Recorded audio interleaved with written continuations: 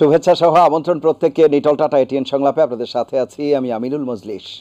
দর্শক, আপনারা জানেন সমসাময়িক ও জনগুরুত্বপূর্ণ বিভিন্ন বিষয় নিয়ে আমাদের আলোচনা অনুষ্ঠান। আমাদের আজকের আলোচ্য বিষয় সহিংসতায় অর্থনৈতিক সংকট। এ বিষয়ে আলাপ করবার জন্য স্টুডিওতে রয়েছেন দুজন সম্মানিত অতিথি। আমাদের সাথে রয়েছেন জগন্নাথ বিশ্ববিদ্যালয়ের অর্থনীতি বিভাগের অধ্যাপক এবং বাংলাদেশ অর্থনীতি সমিতির সাধারণ সম্পাদক প্রফেসর আইনুল ইসলাম, এবং আমাদের সাথে রয়েছেন Bangladesh garments and buying house association BGB এর সহসভাপতি AKM সাইফুর রহমান। এছাড়া আমাদের সাথে টেলিফোনে যুক্ত হওয়ার কথা রয়েছে বাংলাদেশ দোকান মালিক সমিতির সভাপতি জনাব মোহাম্মদ হেলাল উদ্দিনেরও।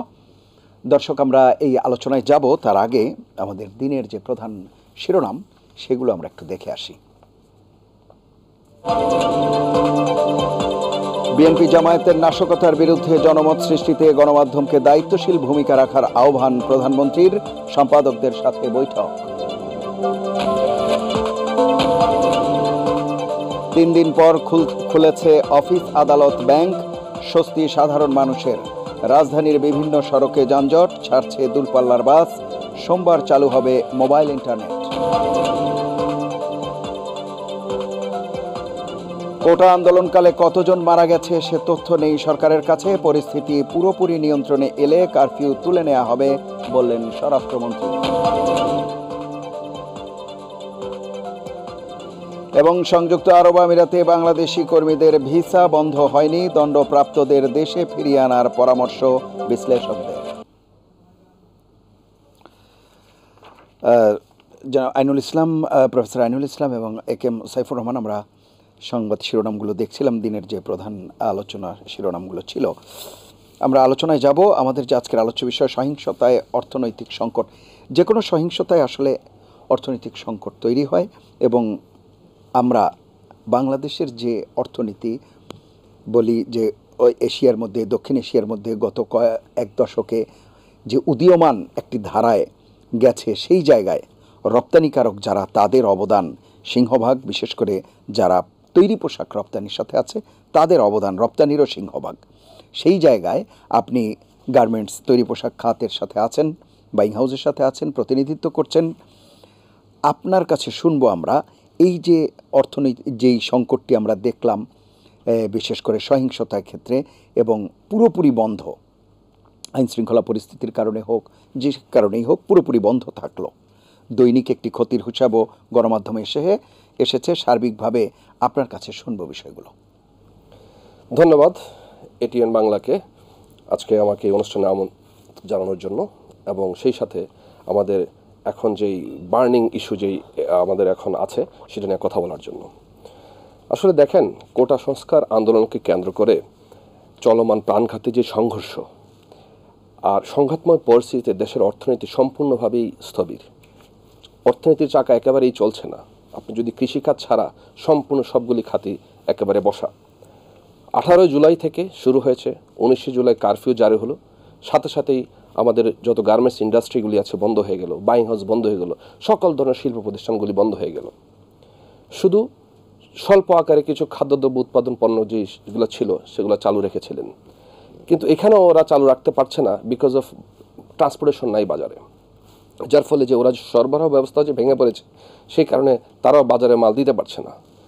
আবার যেহেতু এই প্রোডাক্টগুলি আমদানি নির্ভর, আপনাকে কাঁচামালগুলি আমদানি করে আপনাকে প্রসেস করতে হয়, সেই কারণে ওইখানেও একটা জট লেগে আছে। আমদানি না থাকলে আপনি কতদিন প্রোডাকশন চালাতে পারবেন, সেটাও একটা অনিশ্চয়তা, চারদিকে একটা শঙ্কা, চারদিকে একটা উৎকণ্ঠা, অনিশ্চয়তার মধ্যে আছে।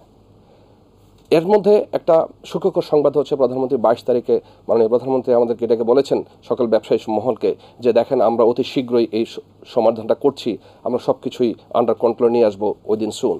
আমরা আশাবাদ ব্যক্ত করছি এবং ধন্যবাদ জানাচ্ছি এই বিষয়টা নিয়ে কথা বলার জন্য। দেখেন, বাংলাদেশ, আপনি যে কথাটা বলছিলেন, বাংলাদেশের অর্থনীতির মূল চালিকা শক্তি হচ্ছে আমাদের এই গার্মেন্টস ইন্ডাস্ট্রি।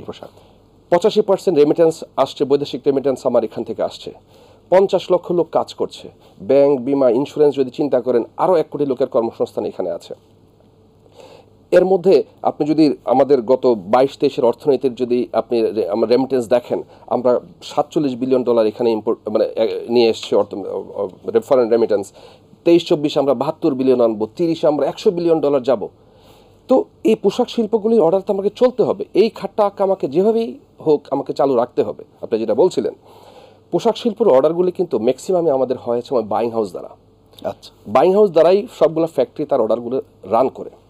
আর এই যে বাইং হাউসগুলি, এই বাইং হাউসগুলির প্রত্যেকটা বাইং হাউসগুলির মূল যেই চালিকা শক্তি সেটা হচ্ছে ইন্টারনেট, মানে প্রযুক্তি নির্ভর। এখানে আমাদের কোনো ইনভেস্টমেন্ট বাইং হাউসগুলির নাই।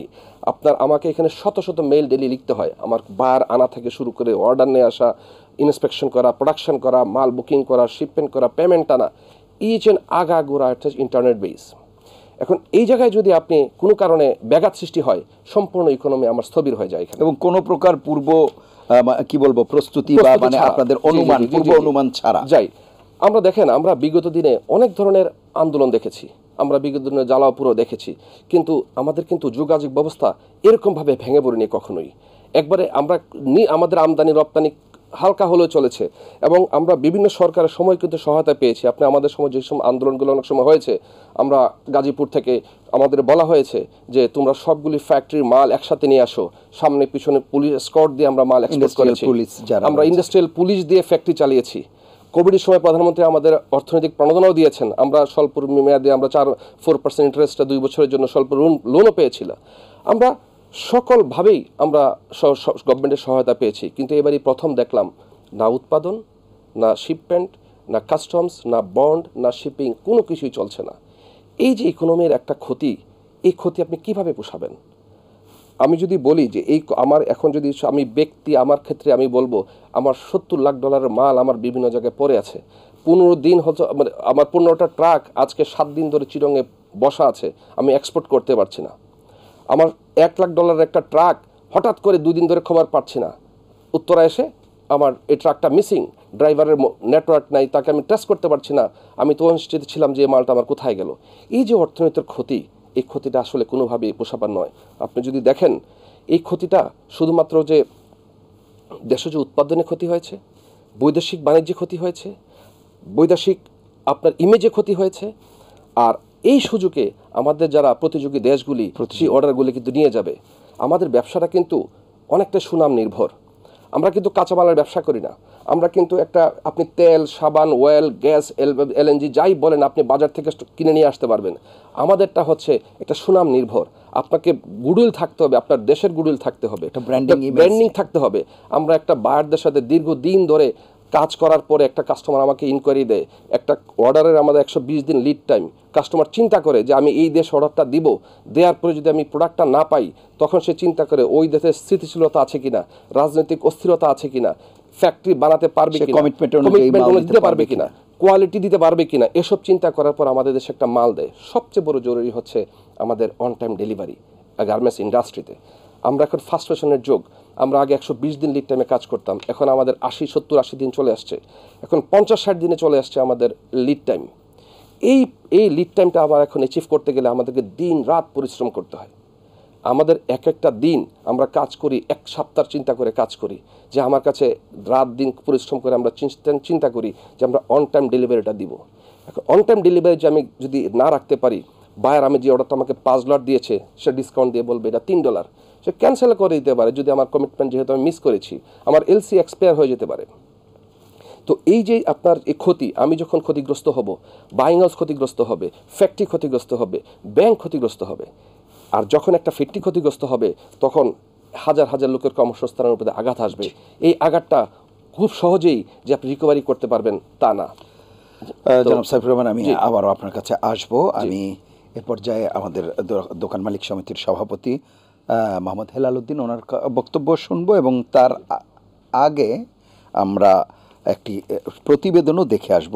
আজকে নতুন করে আবার অফিস, আদালত, ব্যাংক সবই খুলেছে, তো সেই সম্পর্কিত একটা প্রতিবেদন আগে দেখে আসব, তারপরে জনাব হেলাল উদ্দিনের টেলিফোনে আমাদের সাথে আছেন, তার কথাও শুনবো।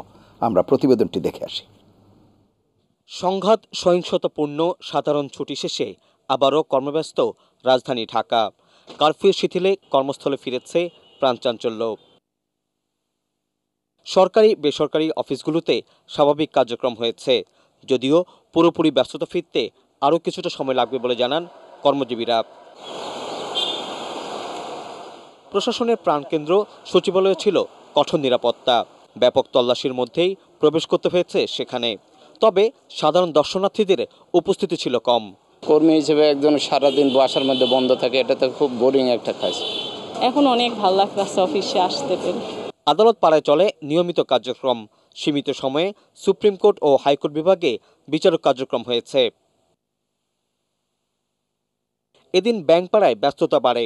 50 ভাগ শাখা চালু রেখে 5 দিন পর ব্যাংকগুলোতে লেনদেন হয়েছে। 11টা থেকে 3টা পর্যন্ত জরুরি লেনদেন সারতে ব্যাংকগুলোতে গ্রাহকদের ভিড় ছিল।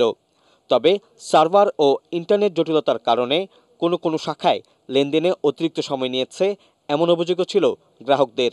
বিদ্যুৎ বন্ধ হয়ে গেছে, টাকা নাই, জরুরি টাকা তোলার জন্য ব্যাংকে চলে আসছি।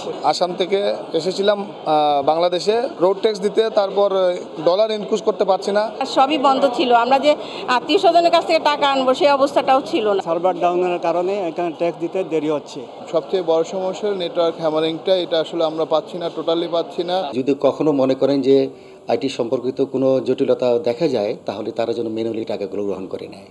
বড় ধরনের যদি টাকা পয়সা জমা নেওয়ার ক্ষেত্রে আমরা এটা বলেছি যে আমরা নিরাপত্তা ব্যবস্থা জোরদার করে সেই লেনদেনগুলো করার জন্য, কিন্তু লেনদেন আমরা আশাবাদী কোনো হ্যাম্পার হবে না। সীমিত পরিসরে দুপুর 2টা পর্যন্ত চলে পুঁজিবাজারের লেনদেন। আর স্বাভাবিক কার্যক্রম ছিল সারা দেশের পোশাক কারখানায়। শরফুল আলম, এটিএন বাংলা, ঢাকা। আমরা প্রতিবেদনটি দেখলাম। জনাব হেলাল উদ্দিন আমাদের সাথে রয়েছেন। জনাব হেলাল উদ্দিন, শুনতে পাচ্ছেন আপনি?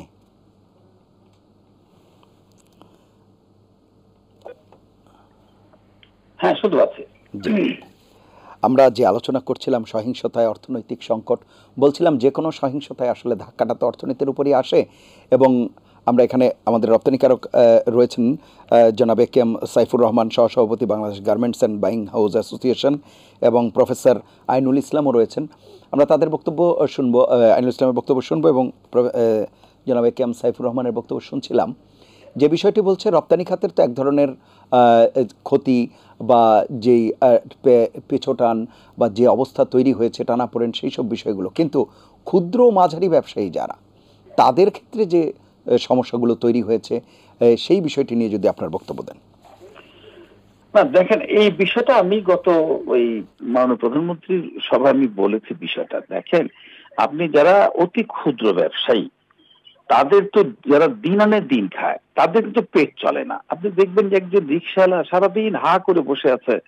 হ্যাঁ, একজন মানে যদি পায়, যদি সারাদিন মানে কি বলে এই হরতাল তো না, এটাকে যেটা বলা হলো যে শাটডাউন অথবা কারফিউ, তাতে তো কাস্টমার থাকছে না বাজারে। অথবা যিনি একেবারে ফুটপাতে বসে চা বিক্রি করছে, সিগারেট বিক্রি করছে, আপনার ওই যে কি বলে পিঠা বিক্রি করছে, ফেরিওয়ালারা মাথায় নিয়ে ধরেন এই 1500 বা 2000 টাকার মাল নিয়ে এসে, সবজি নিয়ে এসে মানুষের বাড়ি বাড়ি যাবে, সেটাও সে পারতেছে না। তার কিন্তু সারাদিনের আয়ের পরিমাণটা হচ্ছে এই 5 থেকে 700 টাকা বা 800 টাকা। এইটাও কিন্তু সে জোগাড় করতে পারছে না। এবং এটাই সত্য যে প্রতিদিন সে এই 700-800 টাকা কামাইতে না পারলে তার এক বেলা খাওয়া বন্ধ থাকে, অথবা 2 বেলা খাওয়া বন্ধ থাকে, অথবা তার মানে বাচ্চার মানে ভরণ পোষণের সমস্যা হয়। এই জায়গাগুলো কিন্তু দেখেন, বড় ব্যবসায়ীদের যারা আছে তাদের তো সমস্যা হওয়ার কোনো কারণ নাই। তাদের 1 মাস 2 মাস 3 মাস থাকলেও তাদের তেমন ডাল ভাত খাওয়ার সমস্যা তাদের হওয়ার কথা না।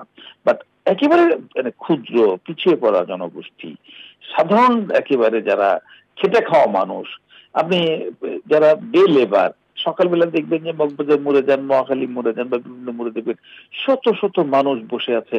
সে আজকে সারাদিন কাজ করলে সে হয়তো বা 1000 টাকা 800 টাকা পাবে, এটাতে তার সংসার চলে। তো এই দিকটা যদি আমরা খেয়াল না রাখি, আমাকে খেয়াল করতে হবে আপনার, এই মুহূর্তে বাংলাদেশের অর্থনীতি এক ধরনের কিন্তু সংকট চলছে। এবং এই সংকটটা মোটামুটি ছোট সংকট না, কিন্তু আপনি লক্ষ্য করে দেখবেন যে যেই টাকা একসময় আমরা শ্রীলঙ্কাকে ধার দিয়েছি ওদের বিপদের সময়, ওই রকম টাকার জন্য মাননীয় প্রধানমন্ত্রী বিভিন্ন জায়গায় এখন দৌড়ঝাঁপ পাচ্ছেন, যাতে মানে দেশ ইকোনমিটাকে স্বচ্ছ মানে চালিয়ে রাখা যায়। এবং একমাত্র আমি সেদিন বলেছি যে উনি হচ্ছে আসলে মানে আমার মনে হয় যে উনি আসলে ক্রাইসিস ম্যানেজমেন্টের অন্যতম নেত্রী। এই যে ক্রাইসিসটা, আমরা কিন্তু গত 1.5 বছর যাবতই কিন্তু একটা চরম সংকটের মধ্যে আছি, বিশেষ করে অর্থনৈতিক ভাবে। উনি কিন্তু চালিয়ে যাচ্ছেন, এখানে এমনি সেমনি। মানে একবার ভাবলাম যে ডলার 200 টাকা নিচে পাওয়া যাবে না, ভাবলাম যে আমাদের দেশটা বোধহয় শ্রীলঙ্কা হয়ে যাচ্ছে, অথবা ভাবলাম যে ব্যাংকে গেলে বোধহয় টাকা পাওয়া যাবে না, ব্যাংকগুলো মার্জার শুরু করেছে।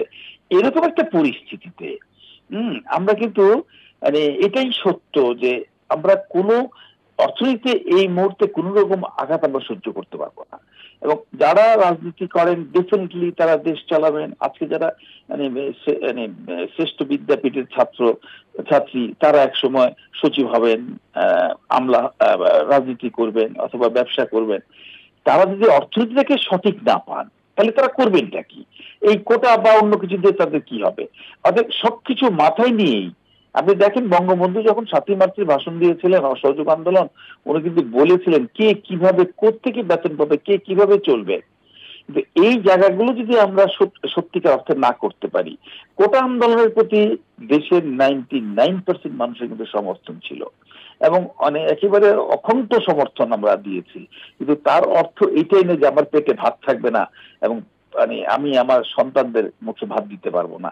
এরকম যাতে না হয়, এইটা আমাদের যারা আগামী দিনও রাজনীতি করবেন, হ্যাঁ ঠিক আছে, আমি বিশ্বাস করি যে এটা গণতান্ত্রিক দেশে দাবি দেওয়া থাকবে, মানুষ আন্দোলন সংগ্রাম করতেই পারে, কিন্তু এমন আন্দোলন সংগ্রাম করতে হবে যাতে অন্তত এই পিছিয়ে পড়া মানুষগুলো যারা দিন আনে দিন খায় তাদের যাতে কষ্ট না। একটা জিনিস মনে রাখতে হবে, একটি ক্ষুধার্ত মানুষ কিন্তু আণবিক বোমার চেয়ে শক্তিশালী। সে কখন কি করে ফেলবে বোঝা খুব মুশকিল। সে কারণেই আমি সবাইকে অনুরোধ করব যাতে করে অন্তত আজকে দেখেন মাননীয় প্রধানমন্ত্রী কিন্তু বলেছেন যে যারা পিছিয়ে পড়া মানুষ তাদেরকে সাহায্য করো। আওয়ামী লীগকে বলেছে, বিত্তমান মানুষকে বলেছেন, এবং আজকে দেখলাম যে অনেকে সাহায্য শুরু করেছে। সাহায্যের চাইতে আমরা যে জিনিসটা চাই, আমাকে কাজ করার সুযোগ দেন। হ্যাঁ, বলে না যে আমি ভিক্ষা চাই না, পাওনাটা চাই, বিষয়টা ওই রকম। আমাকে শুধু কাজ করার সুযোগ দেয়, আমাকে এই যে 1 প্যাকেট 2 প্যাকেট বিরিয়ানি দেওয়ার দরকার নাই। আমাদের দেশের মানুষ কাজ করে খায়। আপনি দেখেন যদি এভাবে খেয়াল করেন, 2 কোটি মানুষ কিন্তু না, এটা 8 কোটি মানুষ, কিন্তু 4 জন করে এক এক পরিবার যদি আপনি ধরেন, বা 3 জন 4 জন করে, সেটা অঙ্ক কিন্তু অনেক বড়। হ্যাঁ, আমাদের ইকোনমিতে আপনি দেখবেন যে এখন প্রায় 80% মানুষ কিন্তু খুবই কষ্টের মধ্যে আছে। যেভাবে ভোগ্যপণ্যের দাম বেড়েছে, যেভাবে মূল্যস্ফীতি হয়েছে, যেভাবে আমদানিকৃত পণ্যের দাম বেড়েছে, বিশেষ করে ঔষধের দাম দেখেন ভাই, যে এই যে যেভাবে ঔষধের দামটা বাড়ানো হয়েছে, এর কোনো যৌক্তিকতা থাকতে পারে? যার বয়স 32 বা এখন 40-এর ঊর্ধ্ব, এমন কোন ব্যক্তি নাই যার মাসে 5 থেকে 7,000 টাকা ওষুধ খাইতে না, সেটা 10,000 টাকা লাগে, 12,000 টাকা লাগে। এই জায়গাগুলো কিন্তু আমরা কেউ খেয়াল করছি না। অতএব আমার মনে হয় আমি অনেক সময় নিয়ে নিচ্ছি। অসংখ্য ধন্যবাদ। আমি আবারও আপনার সাথে যুক্ত হওয়ার চেষ্টা করব এবং সংকট উত্তরণের যে পথ সেই বিষয় নিয়েও আমরা আলাপ করব। আমি একটা বিরতি নিতে হবে, এরপরে অধ্যাপক আইনুল ইসলাম আমি আপনার কাছে আসছি। প্রিয় দর্শক, নিটল টাটা এটিএন সংলাপে পর্যায়ে নিচ্ছি বিরতি, থাকুন আমাদের সঙ্গেই।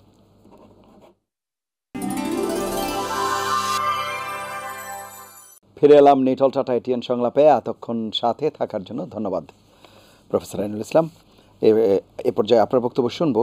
তার আগে আমরা প্রথম পার্টে অফিস আদালত খুলেছে সেটি দেখছিলাম, পাশাপাশি রাস্তায় যারা বেরিয়েছে অফিসগামী এবং বিভিন্ন কাজে তাদের অবস্থাটি কী ছিল সেই সংক্রান্ত একটি রিপোর্ট আছে, আমরা সেটিও একটু দেখে আসি। প্রায় 1 সপ্তাহ পর গণপরিবহন চলছে রাজধানীতে। কারফিউ শিথিল থাকলেও সেনাবাহিনীর চেকপোস্টে তল্লাশি ও ডাইভারশনের পর বিভিন্ন সড়ক ঘুরে গন্তব্যে যেতে হচ্ছে অফিসগামী মানুষকে। গণপরিবহনের পাশাপাশি ব্যক্তিগত গাড়ির চাপ বেড়েছে সড়কে। কিছু সড়কে চলাচলে কড়াকড়ি ও ব্যারিকেডের কারণে গাড়ির দীর্ঘ জট তৈরি হয়েছে। এ অবস্থায় অনেকেই পায়ে হেঁটে গন্তব্যে যেতে দেখা গেছে। চাপা আতঙ্ক আর ভয় থাকলেও অফিস, ব্যবসা প্রতিষ্ঠানে যান সবাই। বেলা বাড়ার সাথে সাথে যাত্রীর চাপ বাড়ায় গাড়ি না পেয়ে ভোগান্তিতে পড়েন অনেকেই। এই যে এখন ভূয়া পরিবহনের জন্য দেরি করতেছি, ভূয়া পরিবহন পাইলে এখান থেকে কুড়িল বিশ্ব রোডে যাবো। তো অবস্থা ভালোই, এখান থেকে আসাদের ওইখানে বন্ধ আছে, তাছাড়া মোটামুটি পরিস্থিতি স্বাভাবিকই আছে। না এখন রাস্তাঘাটে এরকম ঝামেলা নাই, সেনাবাহিনী ভালোভাবে এটা মেনটেন করতেছে, গাড়ি ঘোড়া ভালোই চলছে আর কি। এদিকে কারফিউ শিথিলের সময় সকাল থেকে রাজধানী ছেড়ে যাচ্ছে দূরপাল্লার বাস। ঢাকায় আটকে পড়া অনেকেই কাউন্টারে ভিড় করেন বিভিন্ন গন্তব্যে যেতে, তবে নেই পর্যাপ্ত সংখ্যক যাত্রী। নিরাপত্তার স্বার্থে সাময়িক কষ্ট মেনে নিচ্ছেন সবাই। মেয়ে থাকে, মেয়ে ডেঙ্গু হয়েছে, ডেঙ্গুর ও বাড়ি মেয়ে ভর্তি ছিল, তারপরে সংবাদ পাওয়ার পর আমি আসি। আজকে আমরা 7-8 দিন না খাওয়া অবস্থায়, কোনো পরিবহন চলে না। আমরা হলো দিন মজুরি, আমাদের গাড়ি চললে আমাদের ইনকাম আছে, আমাদের বাল বাচ্চা চলাফেরা করতে পারে। আমরা প্রতিবেদনটি দেখলাম। প্রফেসর আইনুল ইসলাম, যে বিষয়টি আসলে আলাপ করছিলাম অর্থনৈতিক যে সংকট, সহিংসতায়, কিন্তু আমার প্রশ্ন হচ্ছে সহিংসতার আগেও এমনিতেই তো আমাদের যে অর্থনীতি একটা মরার উপর খাড়ার বলে যেটি, সেটি কিনা, কারণ মূল্যস্ফীতি ছিল, ডলারের দাম বৃদ্ধি ছিল, ব্যবসায়ীরা এলসি পাচ্ছে কিনা সে ব্যাপারে এক ধরনের আক্ষেপ ছিল। বিদ্যমান যে অর্থনৈতিক সমস্যা সেগুলো তো ছিলই, তার পাশাপাশি আবার যে সহিংসতার জের, তাতে করে আসলে ক্ষুদ্র অর্থনীতি বলি, মাঝারি অর্থনীতি বলি বা বড়দের কথাই বলি, সবাই তো সবার উপর পারস্পরিকভাবে নির্ভরশীল। সেই জায়গায় কোথায় যাচ্ছি আমরা? আপনাকে ধন্যবাদ, এবং আজকে আমার সঙ্গে যা সহ আলোচক আছে তাদেরকে ধন্যবাদ জানাচ্ছি।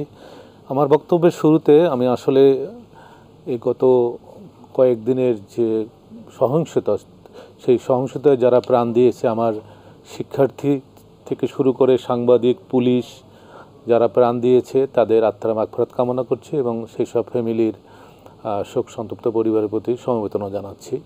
এটি খুবই দুঃখজনক যেটি আপনি বললেন, যে আমরা বেশ কিছুদিন থেকে কয়েকটি শক আমরা কিন্তু অতিক্রম করে আসছি। সেই রাশিয়া ইউক্রেন যুদ্ধ থেকে শুরু করে, তারপরে ফিলিস্তিন, করোনা একটা বড়, তারপরে ইসরায়েল ফিলিস্তিনিদের যেটা চলছে, হুদিদের একটা বিষয়, রেড সির একটা বিষয় ছিল। সব কিছু মিলে কিন্তু অর্থনীতি কিন্তু খুব কি বলবো, খোঁড়ায় চলছিল আর কি।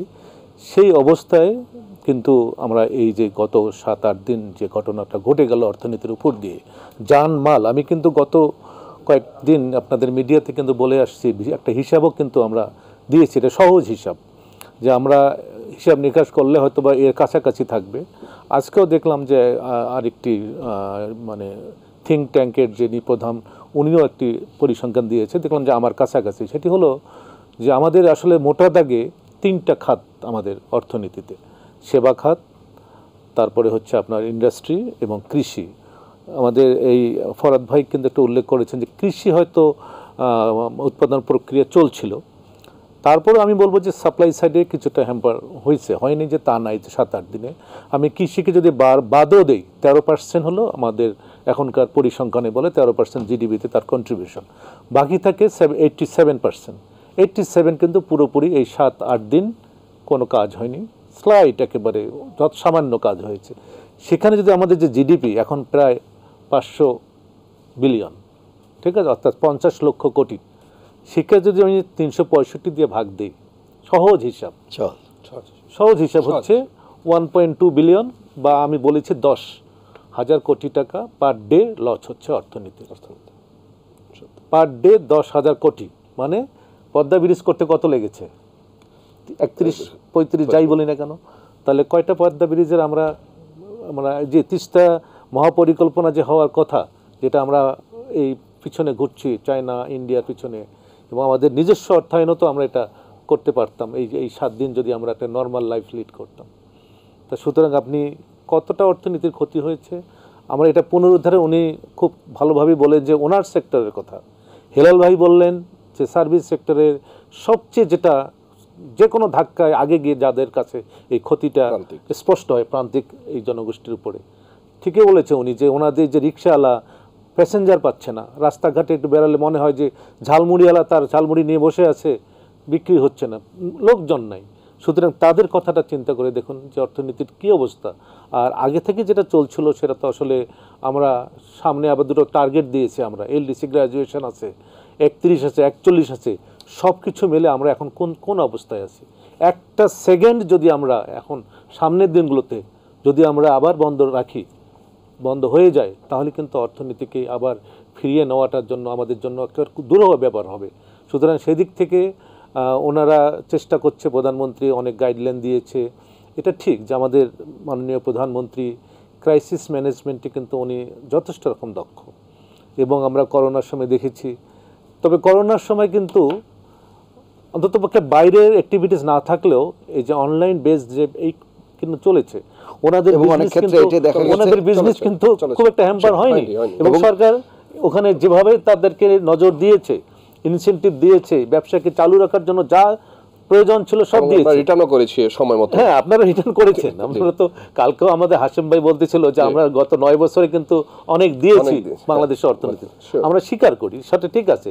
কিন্তু এই যে ওনাদের যেটা আসলে আমি আরেকজনের সাথে কথা বলে বুঝলাম যে আমরা কোনো ম্যানুয়ালও কিছু করতে পারেনি ওনারা, এবং সবচেয়ে বড় সমস্যা আমাদের যে ইমেজের যেটা হলো যে যারা এখানে আসলে বাংলাদেশের জন্য এখন এফডিআই যেটা বলি আমি, ফরেন ডাইরেক্ট ইনভেস্টমেন্ট, এটা একটা জরুরি হয়ে গিয়েছে। আমাদের ক্ষেত্র কিন্তু প্রস্তুত, আমাদের 100টা আমাদের স্পেশাল ইকোনমিক জোন আছে, চিটাগং রেডি, ঠিক আছে। সেখানে যদি আমরা ফরেন ইনভেস্টমেন্ট না পাই তাহলে আমরা কিভাবে এগিয়ে এত বড় আমরা পার হব?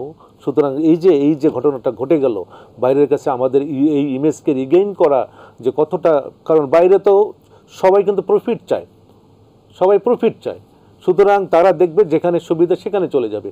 অত্যন্ত আমাদের জন্য আমি বললাম যে যদি বিদেশিরা তাদের মুখ ফিরায় নেয়, বিশেষ করে গার্মেন্টস ইন্ডাস্ট্রি থেকে, আরএমজি থেকে, তাহলে আমাদের এই কী রকম চাপ পড়বে আপনি বুঝতে পারছেন। সুতরাং যত দ্রুত সম্ভব অর্থনীতিকে সচল করে আগের অবস্থায় ফিরিয়ে যাওয়াটা একবারে, এটার কোনো বিকল্প নাই। প্রধানমন্ত্রী চেষ্টা করছে, ওনাদের সহযোগিতা লাগবে, সর্বস্তরের সহযোগিতা লাগবে। আজকে এটা ঐক্যের কথা বলা হচ্ছে, আসলে এখন আমাদের সবার মধ্যে ঐক্য নিয়ে আসতে হবে। এবং দিন শেষে যে কথাটা আমি বলি যে আসলে এই দেশটাকে সবার, কিন্তু আজকে যে ক্ষতিটা হয়ে গেল, আপনি মানে আমি একটা কথা চিন্তা করে, একটা কথা শুনে আমার সবসময় চোখ দিয়ে পানি আসে যখন আমি শুনি যে এই আমাদের এত প্রিয় মেট্রো রেলটায় মানুষ আঘাত করতে পারে। এটা আমার কোনো বিবেচনায় আসে না যে বাংলাদেশের বাঙালি এটাকে আঘাত করতে পারে। এটা কি একটা প্রাণ ছিল ঢাকা শহরের জন্য। ঢাকা ইউনিভার্সিটির স্টুডেন্টরা যখন সকালে টিএসসিতে নামে, আমার মনে হয় যে কত স্টুডেন্ট যে তার হাসি মুখে তারা ক্লাসে যাচ্ছে, এত দ্রুত 20 মিনিট 25 মিনিটে তারা উত্তরা মিরপুর এরিয়া থেকে আসতেছে। এই জায়গাটায় এই দুর্বৃত্তরা কেন আমি জানি না এটা কোন ধরনের পরিকল্পনা ছিল তাদের। আমরা অনেক সংকটকে অতিক্রম করি। আমার প্রত্যাশা যে প্রধানমন্ত্রীর দক্ষ নেতৃত্বে এটাও আমরা কিন্তু যা ক্ষতি হয়েছে আমরা দেশে বিদেশে আমাদের যে ইমেজের যে ক্ষতিটা হয়েছে এটাকে রিগেইন করার জন্য ওনাদের যেমন আছে, আমাদের হেলাল ভাইদেরও আছে, ধৈর্য ধরতে হবে। আমাদের আবারও পূর্বের অবস্থায় ফিরে যাওয়ার জন্য সব ধরনের আরেকটি বিষয় যেটি ওনারা বলছিলেন যে যেহেতু তারা প্রতিদ্বন্দ্বী অনেক দেশ থাকে, সেই ক্ষেত্রে এই সময়টুকুতে সেই অর্ডার চলে যাওয়ার যেমন একটা আশঙ্কা থাকে, পাশাপাশি ওনাদের সাথে বার্গেন করারও সুযোগ তৈরি হয় কিনা, যে যখন দাম প্রাইসের ক্ষেত্রে যে তখন তারা প্রাইসটাকে হয়তো কম্প্রোমাইজ করে আরও কম দিয়ে, যেহেতু তারা টাইমলি এটা দিতে পারছে না এবং ওনারাও যেহেতু এই অজুহাতগুলো দিতে পারবে যে তোমাদের দেশে নানান রকম আনরেস্ট আছে, আমরা হয়তো দিতে, এই আশঙ্কাগুলো আছে কিনা? অবশ্যই এই আশঙ্কাগুলো আছে।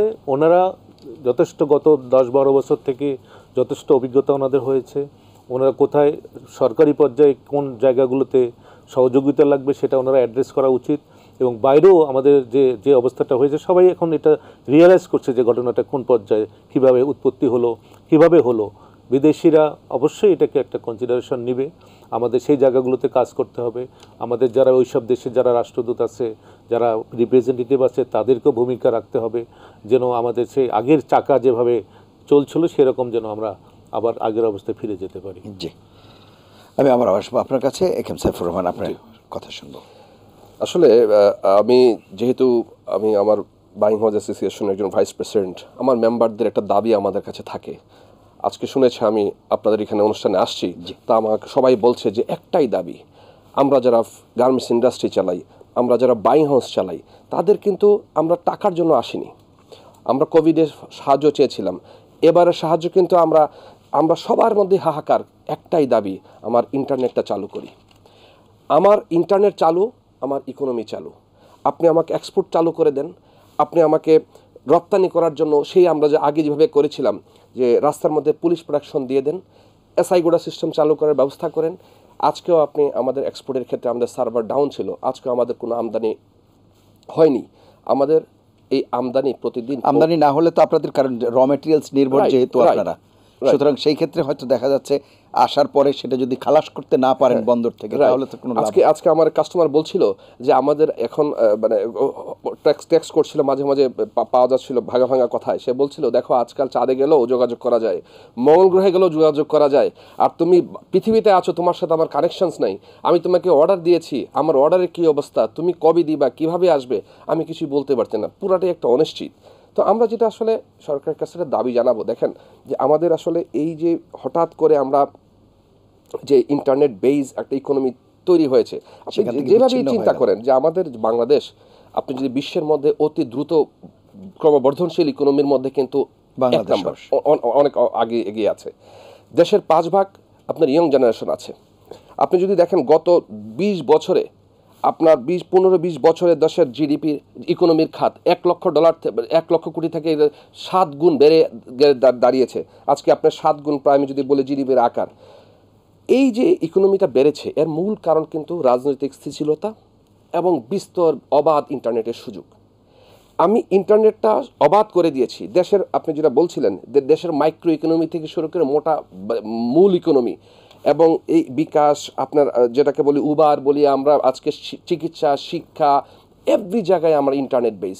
ইন্টারনেট বন্ধ, মানি মুভমেন্ট বন্ধ, সব কিছু স্থবির।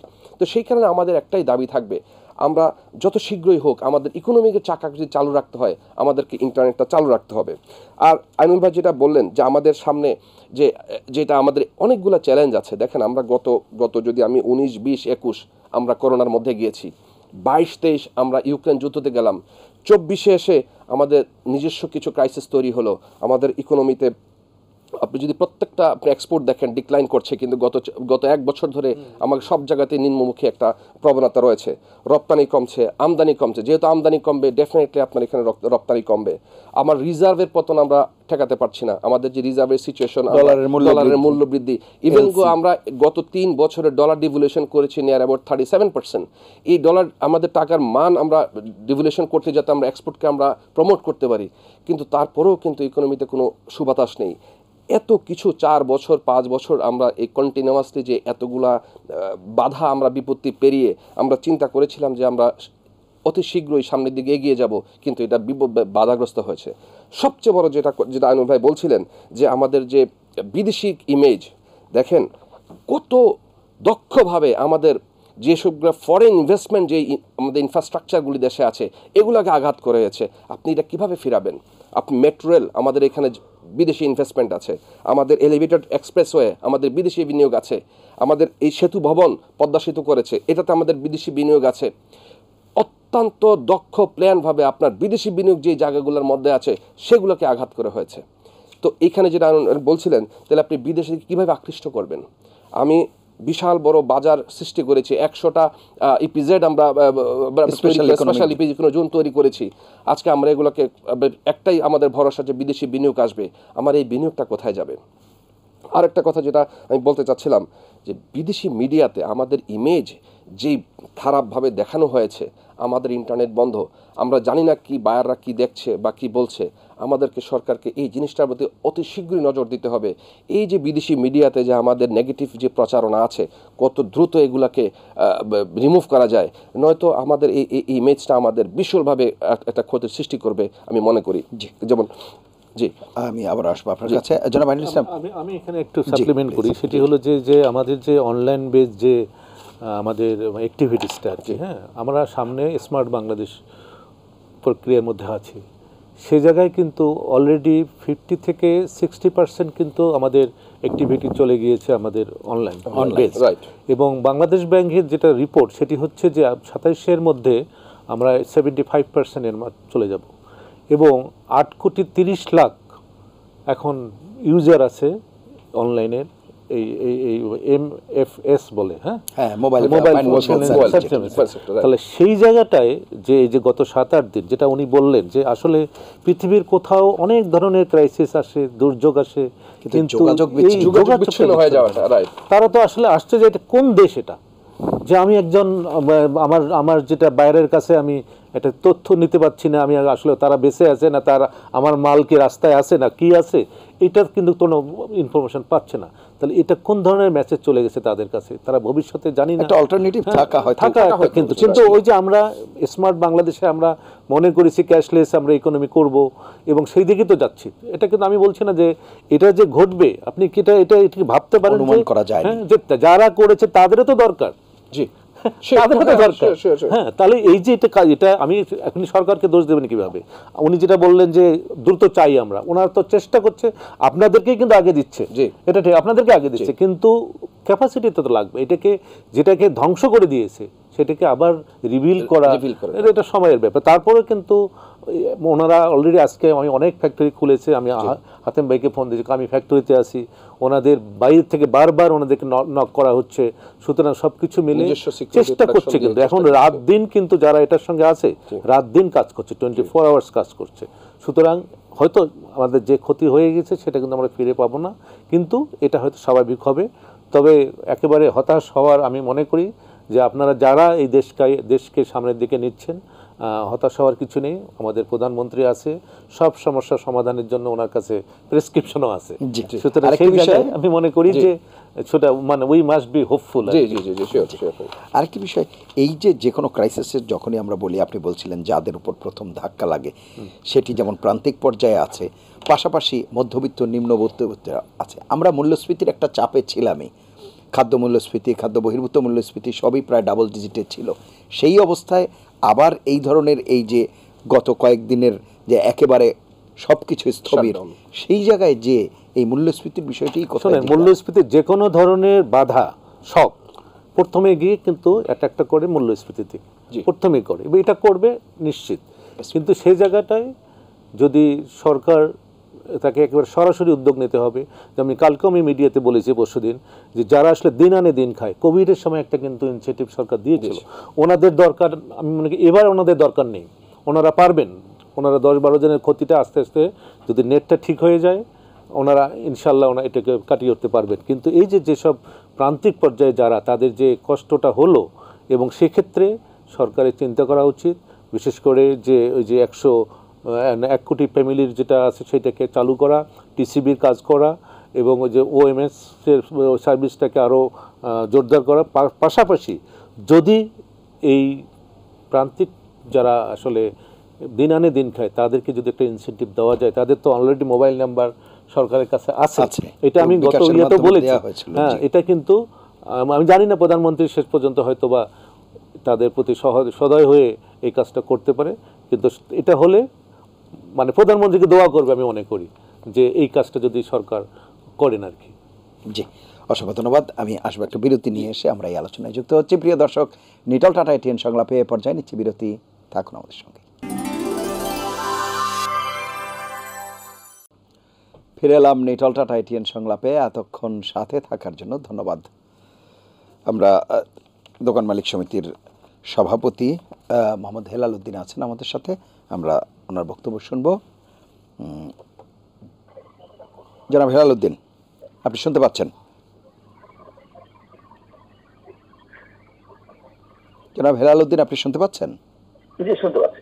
জি, যে বিষয়টি আমরা আলাপ করছিলাম, অর্থনৈতিক যে সংকটের কথা আপনি বলছিলেন, আমরা একটু উত্তরণের পথের কথাও শুনতে চাই, যেহেতু আজকে আবার জনজীবনে এক ধরনের কর্মচাঞ্চল্য শুরু হলো। হয়তো এর রেশ কাটতে বেশ কিছু সময় লাগবে, কিন্তু তারপরেও কোন পথে আমরা এগিয়ে গেলে সেই উত্তরণের দিকে যেতে পারবো, সেই বিষয়টি যদি একটু আলোকপাত করেন। ধন্যবাদ মজিদ ভাই। আমরা উত্তরণ তো করবো ইনশাআল্লাহ। আপনি দেখেন, বাংলাদেশের মানুষ তো আসলে বীরের জাতি, আমরা আবার ঘুরে দাঁড়াবো তো কোনো সন্দেহ না। আপনি খেয়াল করে দেখবেন যে এই যে গত কয়েকদিনের আন্দোলনে বা এই অস্থিতিশীল অবস্থার কারণে ভোগ্যপণ্যের দাম যেভাবে বেড়েছিল, আজকে দেখেন সমস্ত জিনিসের দাম কমে এসছে কিন্তু।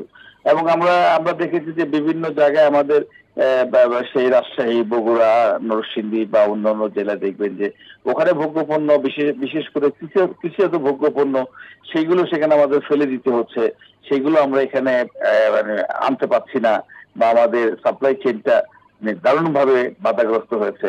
তো সেই ক্ষেত্রে আমি একটি কথা নজরুল আপনাদের চ্যানেলে অনেকবার বলেছি যে আসলে এইগুলোর জন্য সাপ্লাই চেনটা, বিশেষ করে কৃষিজাত পণ্য, আমাদের একটা বিষয় কি জানেন মজলিস ভাই, আমি বারবার কথাগুলো বলি যে আমরা যেটুকু চাল খাই সেটুকু আমরা উৎপাদন করতে পারি, যেটুকু আমরা মাছ খাই সেটুকু উৎপাদন করতে পারি, যেটুকু সবজি খাই সেটুকু আমরা উৎপাদন করতে পারি, তাহলে আমাদের বাজারে হাহাকারটা কেন থাকবে?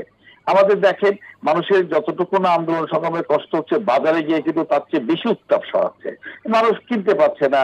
মানুষ তো এখন মানুষকে তো খেয়ে পরে বাঁচতে হবে, তো এই সুযোগটা তো দিতে হবে। তো সেই ক্ষেত্রে আমরা লক্ষ্য করেছি যে এখানে যদি আপনি বিশেষায়িত পরিবহন ব্যবস্থা চালু না করেন, তাইলে কিন্তু হঠাৎ অতিবৃষ্টি, হঠাৎ অতি খরা, অথবা এই ধরনের আন্দোলন সংগ্রাম, তাতে করে কিন্তু আমাদের একদিকে কৃষক ক্ষতিগ্রস্ত হয়, একদিকে আমাদের মধ্যস্বত্বভোগী যারা এখানে কাজ করেন তারা ক্ষতিগ্রস্ত হন, এবং পরিশেষে ভোক্তা ক্ষতিগ্রস্ত হন।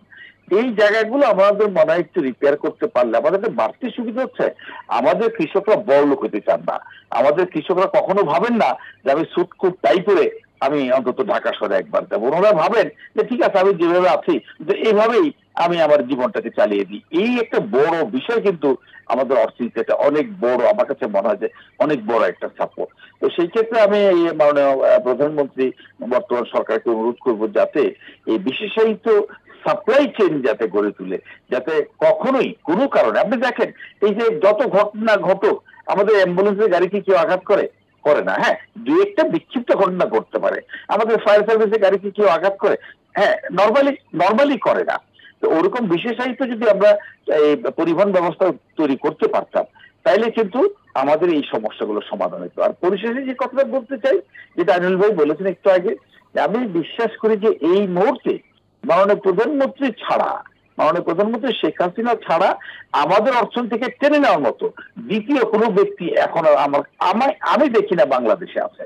কারণ উনি, আমি যে কথা বলেছি যে ক্রাইসিস ম্যানেজমেন্টে কিন্তু নাম্বার 1, উনি জানেন কিভাবে ক্রাইসিস গুলো মোকাবেলা করতে হয়। এবং আপনি দেখেন যে এই যে আজকে এই কারফিউ, এই যে আর্মি নামবে, এরকম একটা সমস্যায় আর্মি নেমে যাবে, এইটা কিন্তু আমরা স্বপ্নেও ভাবি নাই। এবং আর্মি নেমেছে, আর্মি অন্যান্য আইন শৃঙ্খলা রক্ষাকারী বাহিনীকে সহযোগিতা করছে। এবং দেখেন মোটামুটি পরিস্থিতি কিন্তু আজকে আমরা দোকানপাট খুলেছি, ব্যবসায়ীরা ব্যবসা করতে শুরু করেছে। নেটের ব্যাপার আপনি দেখেছেন যে ইতিমধ্যে কিছু জায়গায় চালু করা হচ্ছে, না তো আজকে ব্যাংকিং ব্যবস্থা চলতো না, এবং আজকে রাতের মধ্যে যেটা বলা হচ্ছে যে ব্রডব্যান্ড যেটা সেটা চলে আসবে। অতএব আমার মনে হয় যে আমরা খুব দ্রুতই স্বাভাবিক অবস্থা ফিরে যাব।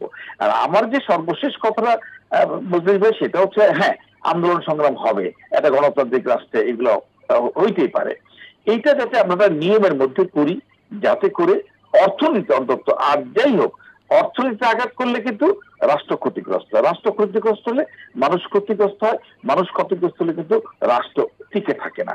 অথবা এই জায়গাটা আমরা সবাই যদি অনুধাবন করি, কারণ আমরা যারা আজকে যারা এই কোটা আন্দোলন করছেন তারা সর্বোচ্চ বিদ্যাপীঠের ছাত্রছাত্রী, সেই ক্ষেত্রে ওনারা আগামী 10 বছর করে দেশ চালাবেন, কেউ রাজনীতিবিদ হবেন, কেউ আমলা হবেন, কেউ ব্যবসায়ী হবেন।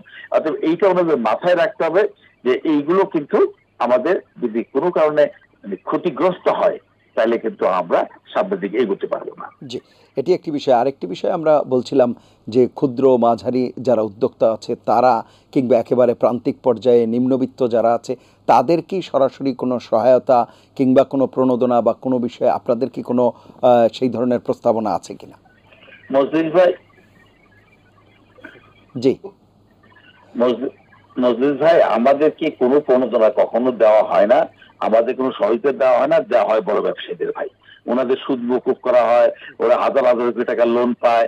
আর যদি আপনি ক্ষুদ্র ব্যবসায়ী লোন নিতে যায়, আপনি 5 কোটি টাকার লোন নিতে গেলে তাকে 15 কোটি টাকার সম্পদ তাকে দিতে হয়, জামানত দিতে হয়। এবং আপনি দেখবেন, আপনি যদি এইগুলো তো মজলিস ভাই কত বলবো ভাই, এইগুলো আবার আরেকটা পর্যায়ে চলে গেলাম আর কি, যে কোনো কারণেই এই ক্ষুদ্র অতি ক্ষুদ্র মাঝারি ব্যবসায়ীদের তেমন কোনো সুযোগ কিন্তু বাংলাদেশে পরিলক্ষিত হয় না। ওই যে বড় মাছ ছোট মাছকে খেয়ে ফেলে না, এখনো দেখবেন যে আমাদের সফট লোন গুলো আসে বা যেগুলো ক্ষুদ্র এবং মাঝারি ব্যবসার জন্য আসে, এগুলো বড় ব্যবসায়ী নিয়ে যায়। আমার দেশে এখন বড় বড় কোম্পানিগুলো আপনার কি বলে বানায়, ওই আপনার আমসত্তা বানায়, মুড়ি ভর্তা বানায়, চকলেট বানায়, তো ক্ষুদ্র ব্যবসায়ীরা কি করবে, ক্ষুদ্র উদ্যোক্তারা কি করবে? আপনি যারা আপনি এই যে বললাম না যে আপনি দেখবেন যে এখন যদি বঙ্গবাজারে যান দেখবেন যে গার্মেন্টসের প্রচুর মানে কোটি কোটি টাকা বা শত কোটি টাকার স্টক লট সেখানে বিক্রি হচ্ছে। তো এইগুলো শোনেন, মানে এইগুলো হয় কি পৃথিবীতে অন্যান্য যে কোনো দেশের গ্রোয়িং ইকোনমিতে মাঝারি এবং ক্ষুদ্র ব্যবসায়ীদেরকে, উদ্যোক্তাদেরকে বেশি করে সুযোগ সুবিধা দেওয়া হয়। ক্ষুদ্র ব্যবসা থেকে কিন্তু বড় ব্যবসা হয়। আমার দেশে ক্ষুদ্র ব্যবসা থেকে বড় ব্যবসা হয়েছে নামমাত্র কয়জন, আদারস বাকি সবাই ওই ব্যাংকের থেকে কিভাবে লোন নিতে হয়, ব্যাংক থেকে কিভাবে ডাইন বাম এই করে এই দেখবেন 6, 18, 20, 26 করে ওনারা কিন্তু ওনাদের পুঁজিটা মানে কি করেন আমি আর বাকিটুকু নাই বা বললাম। তবে একটা বিষয়, আমরা বীরের জাতি, আমাদের খুব বেশি আমাদের তৈরি হচ্ছে স্থিতিশীলতা। হ্যাঁ, আমরা ব্যাংকে গেলে লোন পাই না কিন্তু মজদুরি, এটা আপনি জানেন। হ্যাঁ, আমাদের ব্যাংক ওনারা বলে যে ভাই আমি 100 কোটি টাকা একজনকে দিব, আমি যে 100 কোটি টাকা আমি 200 লোকের দিই, আমার 200 লোকের পিছনে ঘুরতে হবে। মানে আমাদের ট্রেন্ডটা হয়ে গেছে ওরকম, মানে এক ধরনের মানে লুটেরা অর্থনীতি বলতে যা বোঝায় আর কি।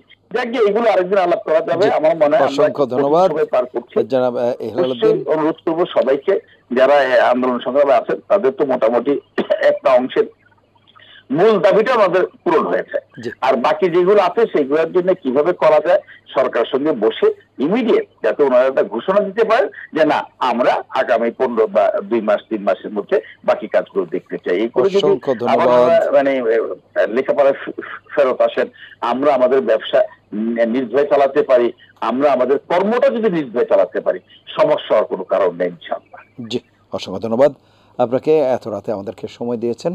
আপনাদের কথা অনুযায়ী আমাদেরও সেই প্রত্যাশাই থাকবে। আপনাকে ধন্যবাদ।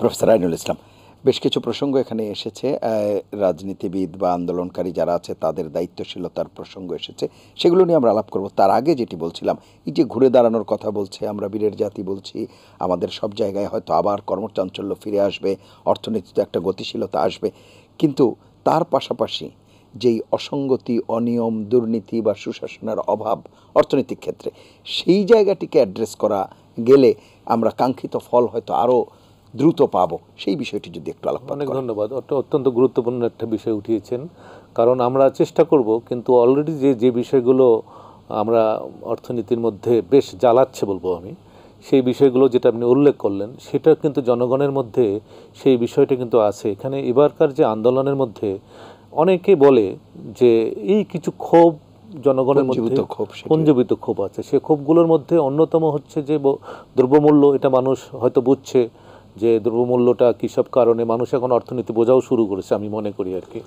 আর বাকি যে বিষয়গুলো আছে যে আমাদের রিজার্ভের বিষয়টা, সেটি তো এটা জনগণ সেটাও বুঝতে চায় না, কিন্তু দুটো জিনিস জনগণ খুবই মানে বোঝে আমি মনে করি। সেটি হলো যে এই দ্রব্য কি বলে যে মানে এই খেলাফি ঋণটা এবং মানুষের যে পুঁজি যে বিদেশে পাচার হয়েছে এখন পর্যন্ত, এই দুটো জিনিস কিন্তু বোঝে। মানুষ বলে যে সরকার যদি এটা ঘোষণা দিয়ে এই জায়গাতে যদি কারেকশন করতে পারে তাহলে তো আর কিছু থাকে না, অর্থনীতি তো অলরেডি ইয়েতে উঠে গেছে। এই যে একটা ইন্টারাপশন হয়েছে, এটা হয়তো বা ওনারা চেষ্টা করবে, সবাই চেষ্টা করলে প্রধানমন্ত্রীর নির্দেশনা অনুযায়ী হয়তো বা এটা আসবে, কিন্তু যে জিনিসগুলো চলে আসতেছে আমাদের সেই জিনিসগুলোতে কিন্তু ওইটা ভুলে গেলে চলবে না যে আমরা এইটাকে মানে সংস্কার করতে গিয়ে এইটাকে আমরা মানে গতি দিতে গিয়ে ওইটা যেন ভুলে না যাই। জনগণের প্রত্যাশা কিন্তু এদেশে দুর্নীতিটা একবারে নির্মূল হয়ে যাক, মানুষ যেন আর পুঁজি পাচার করতে না পারে, এবং এই খেলাপি ঋণ যারা হ্যাঁ এই যে এখন ব্যাংকিং সেক্টরে বা আমি আর্থিক সেক্টরে যে অস্বস্তি বা অসন্তোষ হচ্ছে, এটি যদি এই সমাধান করা না যায়, আপনি সর্বাঙ্গে ব্যথা, আপনি যদি এক সাইড দিয়ে করলে কিন্তু হবে না। সুতরাং সব সাইডে প্রায়োরিটি বেস কিন্তু এই কাজগুলোকে হাতে নিতে হবে। এখন আর সময় নাই আমি মনে করি, যেগুলো অলরেডি আইডেন্টিফাইড করা আছে সেগুলোকেও যেমন অ্যাড্রেস করে সামনে এটার কারেকশন করতে হবে, পাশাপাশি এই যে ক্ষত হলো আমাদের গত 8 দিনে যেটা হলো সেটা যত দ্রুত সম্ভব এটাকে একেবারে অ্যাড্রেস করে এটাকে মানে কিভাবে মেকআপ করা যায় প্রায়োরিটি বেস করে। আমি মনে করি যে প্রায়োরিটি বেস যে এখানে এক্সপোর্টের, তারপরে সার্ভিস সেক্টর, তারপরে প্রান্তিক জনগোষ্ঠী সব কিছু মিলে আমাদের একটা কথা ভুলে গেলে চলবে না, কিন্তু আমাদের 80% কিন্তু ইনফর্মাল সেক্টর, এটা কিন্তু ওনারাই কিন্তু অর্থনীতিকে টিকে, এই জালমুড়িওয়ালাই কিন্তু আমাদেরকে অর্থনীতিকে টিকিয়ে রাখছে, এটা কিন্তু ভুলে গেলে চলবে না। হিলাল ভাই যেটা বললেন যে কেন এটাও জোর করে অ্যাড্রেস করা উচিত যে তাদের জন্য কিন্তু যেভাবে বড় ব্যবসায়ীদের কথা চিন্তা করছে, ছোট ব্যবসায়ীদের, ছোট উদ্যোক্তাদের কথাও চিন্তা করতে হবে। এসএমই কিন্তু আমাদের একটা বড় একটা জায়গা আছে আমাদের এখানে, এই জায়গাটায়। সুতরাং শুধুমাত্র বড়দের কথা চিন্তা না করে সবার কথা চিন্তা করে। আমাদের তো ডেভেলপমেন্টের ইনক্লুসিভ কথাটা তো বলাই আছে, সবাইকে কাউকে পিছিয়ে রেখে কিন্তু আমরা সামনের দিকে যেতে পারবো না। সুতরাং এই জায়গাগুলোতে আমরা যেটাও বললেন, হেলালুদ্দিন যেটি বলছিলেন যে আমরা অনেক জায়গায় ওনারা টাকা দিতে চান না, ব্যাংকের কথা বলছেন যে এক জায়গায় দিতে চান, কিন্তু আমরা তো অর্থনীতির স্যার আপনি আছেন এখানে আরো ভালো বুঝবেন, আপনি পড়িয়েছেন যেই বিষয়গুলো, যে একটা বাস্কেটে যদি সব ডিম রাখা হয় তাহলে সেই ক্ষেত্রে যে ঝুঁকিটা তৈরি হয়, তাই ঋণের ক্ষেত্রেও তো সেই অবস্থা, একই অবস্থায়। সেই ঝুঁকিটা যদি আপনি যেমন যদি 10-12 জনই পুরো টাকাটাই আপনার ঋণ দিয়ে দেন, তাহলে বাকিদেরকে কি দেবেন আপনি? এবং তারা যদি এই যে খেলাপি হয়েছে তখন তো দেখেন আপনি কত কষ্টের জায়গা। একটা কৃষক যদি 1000 টাকা দিতে না পারে, তাকে আপনি কিন্তু কোমরে দড়ি লাগাচ্ছেন। মাইক্রো এবং এসএমইতে আমাদেরকে আসতে হবে। আর ওনাদের যদি কোটি কোটি টাকা ওনাদের থাকে, ওনারা জানি কিভাবে কি ম্যাজিক দিয়ে ওটাকে রিশিডিউল টিডিউল করে কিন্তু ওনারা ক্লিয়ার হয়ে যান। কিন্তু আমার ওই কৃষক কিন্তু ক্লিয়ার হতে জানেন না উনি, কিন্তু উনি পুলিশে গিয়ে ওনাকে ধরে নিয়ে আসতেছে 1000 টাকার জন্য। এই যে আবার চক্রবৃদ্ধি হারে বাড়তেছে। তা সুতরাং নজর দিতে হলে সব জায়গায় নজর দিতে হবে। জি, একটি বিষয়, আরেকটি বিষয় বলছিলাম যেটি যে রাজনৈতিক নেতৃবৃন্দ বলি, শিক্ষার্থী বলি, মানে যারাই আন্দোলনে আসবে, যারাই দাবি দেওয়ার ব্যাপারে কথা বলবে, যাদেরই কর্মকাণ্ড অর্থনীতিকে বিষয়টি মাথায় রেখে, অর্থনৈতিক গতিশীলতার বিষয়টি মাথায় রেখে, যে কোনো ক্রাইসিস কিন্তু নতুন নতুন কিছু নির্দেশনা নিয়ে আসে। যে কোনো ক্রাইসিস, আপনি কোভিডের সময় কিন্তু আমাদেরকে অনেক কিন্তু বিকল্প কিছু দেখিয়েছে, ঠিক আছে। এবার যেটা হলো, এটা আমার মনে হয় যে এই সুধী সমাজ, পলিটিশিয়ান, সমাজসেবী যারা আছে, বুদ্ধিজীবী যারা আছে, তারা কিন্তু সবাই মিলে এই জায়গাটাই কিন্তু ঐক্যবদ্ধ হওয়া উচিত যে আমাদের আন্দোলন গণতান্ত্রিক দেশে, যেটা হেলাল ভাই বললেন যে আন্দোলন হবেই, কারণ আমাদের জন্মটাই আন্দোলনের মধ্য দিয়ে, এটা হতে কোনো আপত্তি নাই, কিন্তু এই আমাদের অর্থনীতির মধ্যে গিয়ে যেন জানমালের উপর যেন আঘাতটা না লাগে, সে ধরনের আন্দোলন আসুক, আমরা সবাই অ্যাপ্রিসিয়েট করব। আসলে আমি প্রথমেই আইনুল ভাই এবং হেলাল ভাইয়ের দুইটা কথার মধ্যে বলবো, উনি আমাদেরকে বলে গেছেন যে আমাদের মতো ব্যবসায়ীদের 1-2 মাস যদি এক্সপোর্ট নাও চলে হয়তো চলবে। আমি এটা আসলে আমি বিশ্বাস করি না। আমি বলছি কারণ হলো, দেখেন আমার $20 লাখ যদি আমার এক্সপোর্ট না হয় আমার ফ্যাক্টরিতে, আমার ফ্যাক্টরির বেতন হবে না। আমার $7 লাখ মাল চিটং পড়ে আছে, $3 লাখ মাল ফ্যাক্টরিতে সুইং অবস্থায় আছে, তার মানে আমি 50% কাজ করতে পারিনি। 7টা ঘুরলে আমার ওয়ার্কারের বেতন দিতে হবে, ব্যাংক আমাকে পয়সা দেবে না, আমি এই বেতন কোত্থেকে দেবো? বউর গয়না বেচতে হবে, লোন নিতে হবে, উপায় নেই। তো সেই কারণে বলছিলাম যে আরেকটা কথা হেলাল ভাই সুন্দর কথা বলছিলেন যে বিশেষায়িত যোগাযোগ। দেখেন আজকে আমাদের অর্থনীতি যেটা আমরা বলছি, বারবারই বলছি যে ভেঙে ভেঙে সবাই ইন্টারনেট, এখন ইন্টারনেটে মেইল করতে হয়, হোয়াটসঅ্যাপ আছে, এই জিনিসগুলি আছে। আপনাকে বিশেষায়িত যোগাযোগের জন্য একটা বিশেষায়িত যোগাযোগের মাধ্যম ইন্টারনেটও বের করতে হবে। আমরা চাইলেই চট করে ইন্টারনেট বন্ধ করার মতো উপায় এখন আমরা নাই। আপনি দেখেছেন গ্যাস, বিদ্যুৎ পর্যন্ত আমাদের ইন্টারনেট বেস। আমরা যদি এরকম করা যায়, আমি জানি না সরকার হয়তো বিবেচনা করবেন যে যারা ব্যবসা করবেন তারা নির্দিষ্ট একটা আইপি দিয়ে ওরা ইন্টারনেট লাইন প্রোভাইড করবেন। এই সেক্টরটাকে আপনাকে সিকিউর করতে হবে। এটা চিরকম কাস্টমস হোক, এটা পেট্রাপোল পোর্ট হোক, এটা যে কোনো জায়গায় হোক, ডিসেন্ট্রালাইজ করতে হবে আপনাকে। আপনি শুধু একটা ইন্টারনেট লাইন দিয়ে যদি আপনি একটা বিশাল ব্যবসা চালাতে যান, এটা আপনি পারবেন না। এটা আমাদের জন্য একটা বড় শিক্ষার একটা হয়েছে। আমি ব্যবসা করি, আমাকে নির্দিষ্ট একটা আইপি সার্ভার দিয়ে আমাকে আমার ইন্টারনেট আমি চালু করব, সরকার এটা আমাকে প্রোটেকশন দেবেন। ইকোনমিতে যতই জলাপুরা আন্দোলন হোক, আমার ওই জায়গাটা সিকিউর থাকবে। এইটা একটা ভালো মেসেজ আমাদের এবারে আমরা পেয়েছি। দেখেন আমাদের এই টোটালি আমাদের এনবিআর এর তথ্য অনুযায়ী 43টা পোর্ট দিয়ে আমাদের প্রতিদিন মিনিমাম 6000 চালান আমাদের যায়। সেই হিসাবে যদি 6000 আমাদের বিল অফ এন্ট্রি হয়, 7 দিনে আপনার 42,000 কন্টেনার জট আছে। আপনি যদি আমদানির ক্ষেত্রে চিন্তা করেন যে আমাদের প্রতিদিন 5000 চালান আমদানি হয়, 7 দিনে 35,000 চালান আমদানি আছে, এর মধ্যে কাঁচামাল আছে, এর মধ্যে র মেটেরিয়াল আছে। তাহলে এই যে আপনার এত বড় একটা জট হয়েছে, আপনি কতদিনে খুলবেন? আপনি একে তো হচ্ছে যে আমাদের কারেন্ট সিচুয়েশনের মধ্যে মানে এক্সিস্টিং অবস্থায় তো আপনাদের কন্টেইনার জট আছে, ইকোনমির আমার ক্রাইসিস। আর এই 7 দিনে যে এই যে হাজার কন্টেইনার ক্রাইসিস হয়েছে, আমদানি ব্যাহত হচ্ছে।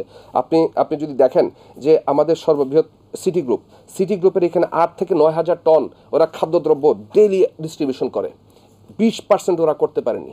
তার মানে আপনার বাজারের মধ্যে একটা ক্রাইসিস রয়ে গেছে। আপনি তেজগাঁও, কারণ কি তেজগাঁও বাস স্ট্যান্ডে এখন আপনার যেখানে 1,500-2,000 ট্রাক থাকে, এখানে 4,500 ট্রাক। তারা বলছে জ্বালাও পোড়া করছে, আমরা ট্রাক চালাবো না। আপনি তাদেরকে জোর করতে পারবেন না, তাদের ব্যক্তিগত সম্পত্তি। তার মানে সরবরাহ অবস্থা, আবার যাদেরকে জোর করে হয়তো নিয়ে গেলেন তাদের ভাড়া বেশি। আমের ট্রাক জ্বালিয়ে দিয়েছে, আম নিয়ে যাচ্ছে ট্রাক ড্রাইভার, বলছে গাড়ি জ্বালিয়ে দিয়েছে। তো অতএব সেটা আমি যেটা বলছিলাম যে আপনাকে এই আমাদের মধ্যযুগ বিশেষায়িত যোগাযোগ ব্যবস্থা করতে হবে। আর এই যে আবার দেখেন, আপনি গত 7টা আপনি দ্রব্যমূল্যের কথা বললেন, দ্রব্যমূল্য বাড়বে না কেন? আপনি এনবিআর বলছে গত বছরে তেল, চিনি, ডাল, গম, এই যে 7টা আমাদের ভোগ্যপণ্য আছে, 1,26,00,000 টন আমাদের আমদানি হয়েছে।